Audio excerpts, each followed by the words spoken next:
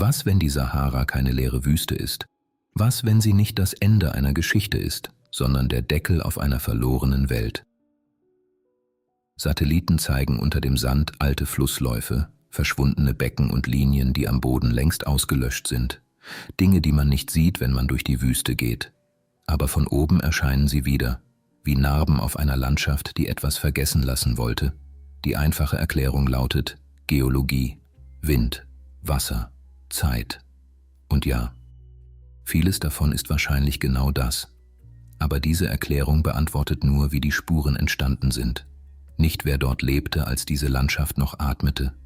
Denn unter der Sahara liegen Flüsse ohne Wasser, Seen ohne Ufer, Linien ohne Namen. Und genau deshalb beginnt hier die eigentliche Frage. Sehen wir nur Natur oder sehen wir die Reste einer verschwundenen Welt? Und diese Frage endet nicht unter dem Sand. Später führt sie nach Westafrika zu einer Erzählung über einen unsichtbaren Stern, die seit Jahrzehnten eine unbequeme Frage offen lässt. Woher kam dieses Wissen? Zwischen etwa 11.000 und 5.000 Jahren vor unserer Zeit war die Sahara Teil einer deutlich feuchteren Phase. Forscher nennen sie die African Humid Period. Die Wüste, wie wir sie heute kennen, existierte damals nicht in dieser Form. Nordafrika war stellenweise grün. Es gab Seen, Flüsse, Graslandschaften, Tiere und Menschen. Das ist der erste harte Punkt. Diese verlorene Welt ist keine Fantasie. Die Sahara war nicht immer diese tote Fläche aus Sand. Sie war Lebensraum. Und wenn sie Lebensraum war, dann müssen Menschen dort nicht nur durchgezogen sein. Sie mussten Wege kennen, Wasserstellen, Orte, an die man zurückkehrte, Plätze, an denen man jagte, begrub, feierte, beobachtete und vielleicht auch betete. Auf den ersten Blick klingt das wie Klimageschichte. Aber in Wahrheit verschiebt es die Frage nach dem Anfang. Denn wenn die Sahara früher grün war, dann war sie nicht Randgebiet. Sie war eine Mitte zwischen Mittelmeer, Nil, Saal und Atlantik. Ein Durchgang für Menschen, Tiere und Ideen. Vielleicht sogar ein Archiv der frühen Menschheit. Und genau hier kippt die Geschichte. Was liegt noch darunter? Satelliten und Radar können Spuren sichtbar machen, die am Boden kaum zu erkennen sind. Alte Flussläufe, verborgene Becken, Linien unter Sand. In Mauretanien wurde mit Hilfe von Radardaten ein gewaltiges altes Flusssystem unter der Sahara rekonstruiert. Ein Hinweis darauf, dass Wasser dort einst in Dimensionen floss, die man der heutigen Wüste nicht ansieht. Aber ein Flusssystem ist nie nur Wasser. Es ist Bewegung. Es ist Orientierung. Es ist Leben entlang einer Linie. Wo Wasser fließt, entstehen Wege. Wo Wege entstehen Treffpunkte. Und wo Menschen immer wieder an denselben Orten zusammenkommen, bleiben Muster zurück. Lager, Gräber, Steinsetzungen, Kultplätze. Vielleicht auch Dinge, die wir heute nicht mehr eindeutig lesen können. Wissenschaftler sind hier sehr vorsichtig. Und das aus gutem Grund. Nicht jede Linie ist ein Weg, nicht jeder Kreis eine Anlage, nicht jeder Schatten ein Geheimnis. Aber genau darin liegt die Spannung. Eine echte Spur und eine falsche Spur sehen aus großer Höhe manchmal gleich aus. Der Unterschied liegt nicht im Satellitenbild. Er liegt im Boden, in der Grabung, im Fund, im Kontext. Aber was, wenn dieser Kontext zerstört ist? Was, wenn das, was wir suchen, nicht mehr als Stadt erkennbar ist, sondern nur noch als Verteilung von Steinen, Schatten, Sedimenten und alten Wegen? Das beweist keine verlorene Hochkultur. Aber es reicht, um eine gefährlichere Frage zu stellen. Wie viel Geschichte kann verschwinden, ohne dass wir überhaupt merken, dass sie fehlt? Denn nicht jede verlorene Welt braucht Pyramiden. Nicht jede frühe Ordnung braucht Metall. Nicht jede Zivilisation hinterlässt Mauern, die aus dem Sand ragen. Manche verschwinden anders. Sie werden nicht zerstört. Sie werden zugedeckt. Und genau deshalb ist ein Ort in der nubischen Wüste so wichtig. Nabta Playa. Heute wirkt dieser Ort trocken, abgelegen, fast vergessen. Aber vor tausenden Jahren sammelte sich dort saisonal Wasser. Menschen kamen mit Vieh, errichteten Steine, legten Gräber an und beobachteten offenbar den Himmel. Einige Forscher deuten den Steinkreis von Nabta Playa als einen der frühesten bekannten astronomisch ausgerichteten Orte Afrikas, möglicherweise verbunden mit der Sommersonnenwende und der Ankunft der Regenzeit. Das ist der Moment, in dem die Landschaft zu sprechen beginnt. Nicht durch Mauern, nicht durch Schrift, sondern durch Steine, Wasser und Himmel. Stell dir diese Szene vor: kein Meer aus Sand, kein endloser Tod, sondern Gras, Wasserstellen, Vieh, Feuer, Sterne und Menschen, die wussten, wann Regen kommt. Vielleicht war das der Anfang eines Kalenders, vielleicht der Anfang heiliger Geometrie, vielleicht nur Überleben. Aber in einer Welt, die vom Wasser abhängig ist, wird Astronomie mehr als Wissen. Sie wird Macht. Wer den Himmel liest, weiß, wann das Wasser zurückkehrt. Wer weiß, wann Wasser zurückkehrt, weiß, wann Tiere wandern, wann Herden überleben und wann Menschen aufbrechen müssen. Vielleicht war das kein geheimnisvoller Luxus. Vielleicht war es die erste Form von Kontrolle über eine sterbende Landschaft. Und genau von hier führt die Spur an den Nil. Als die grüne Sahara langsam austrocknete, verschwanden nicht einfach nur Seen, Graslandschaften und Tierherden. Menschen mussten wandern. Sie suchten Wasser, Sicherheit und berechenbare Flüsse.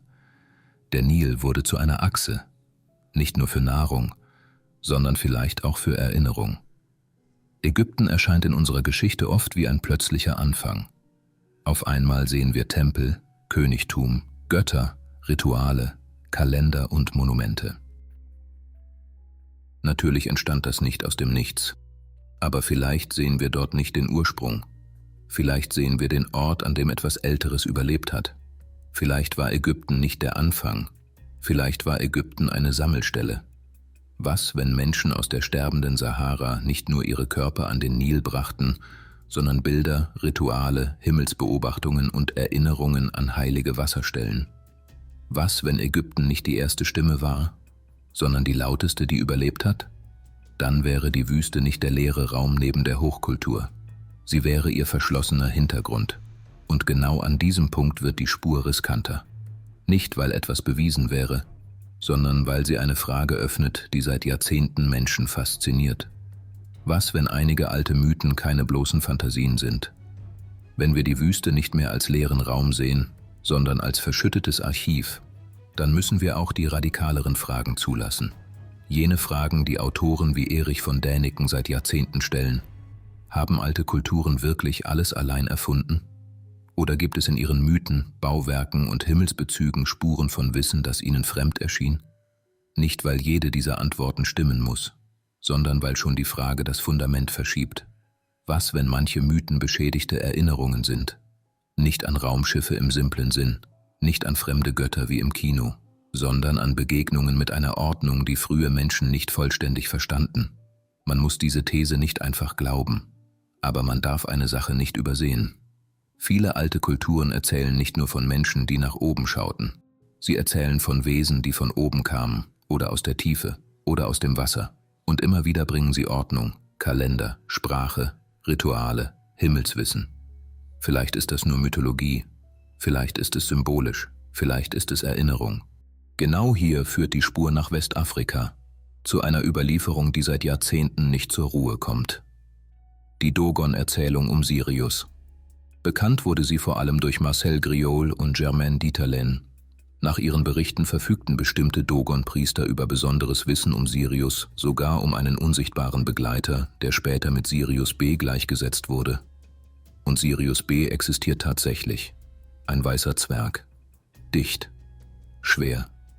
Verborgen im Licht seines helleren Begleiters, für das bloße Auge nicht sichtbar. Und jetzt stell dir diese Frage ganz nüchtern. Wenn ein Stern unsichtbar ist, wie wird er dann Teil einer alten Überlieferung? Zufall? Später Einfluss? Missverständnis? Oder ein Rest von etwas, das wir nicht mehr rekonstruieren können? Genau hier wird es gefährlich. Denn wenn dieses Wissen wirklich alt und unabhängig wäre, stünde eine unbequeme Frage im Raum. Woher kam es?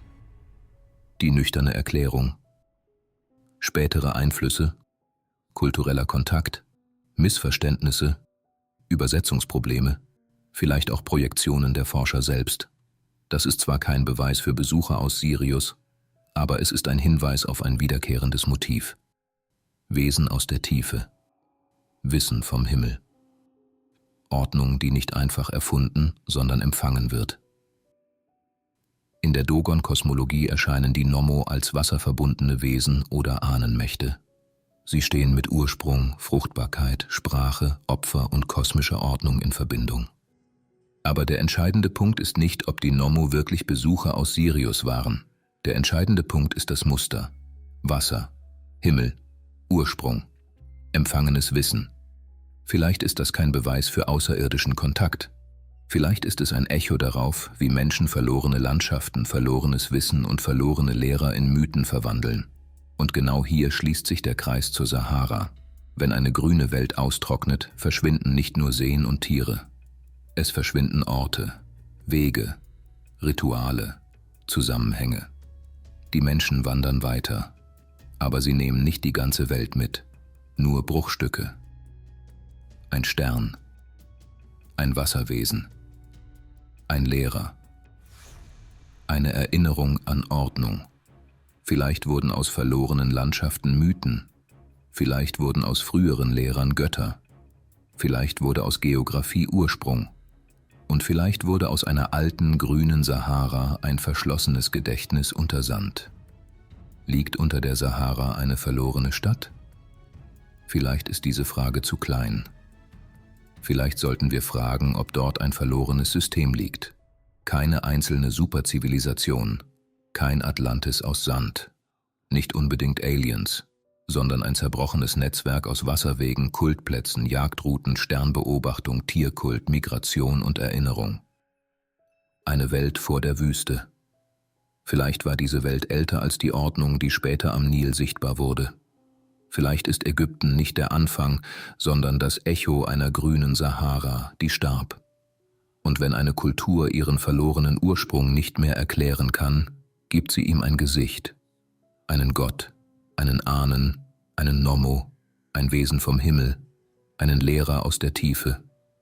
Vielleicht ist genau das die größte Spur, nicht die Linie unter dem Sand, nicht Sirius allein, sondern das Muster. Eine Landschaft stirbt, Menschen wandern weiter, ihr Wissen zerbricht in Geschichten und Jahrtausende später sehen wir die Bruchstücke und nennen sie Mythologie. Aber was passiert, wenn wir eines Tages tief genug sehen? Wenn Radar, Satelliten und Ausgrabungen Linien verbinden, die bisher getrennt waren? Wenn unter der Sahara keine zufälligen Schatten erscheinen, sondern eine Karte? Wenn wir erkennen, dass die Wüste nicht am Rand der Geschichte lag, sondern über einem ihrer ältesten Kapitel? Dann müssten wir die Karte der Anfänge neu zeichnen. Nicht mit Sumer allein, nicht mit Ägypten allein, nicht mit einem einzelnen Ursprung, sondern mit einer grünen Welt, die verschwand, bevor sie sich selbst vollständig aufschreiben konnte. Vielleicht liegt unter der Sahara keine goldene Stadt, kein Raumschiff, keine Kammer mit den Antworten der Götter. Vielleicht liegt dort etwas viel Unbequemeres. Eine beschädigte Karte einer Welt, die älter war als die Reiche, die später sichtbar wurden. Alte Flüsse, tote Seen, Wege ohne Namen, Steine, die vielleicht auf Regen warteten, Menschen, die den Himmel lasen, weil Wasser über Leben und Tod entschied. Und vielleicht auch Mythen, die nicht erfunden wurden, sondern übrig blieben. Nicht als Beweis, sondern als Schatten. Die Sahara sagt nicht, hier war nichts. Sie sagt gar nichts. Und genau das macht sie gefährlich. Denn manchmal ist das größte Geheimnis nicht das, was aus dem Boden ragt, sondern das, was eine ganze Landschaft so vollständig verschluckt hat, dass wir sie für leer halten.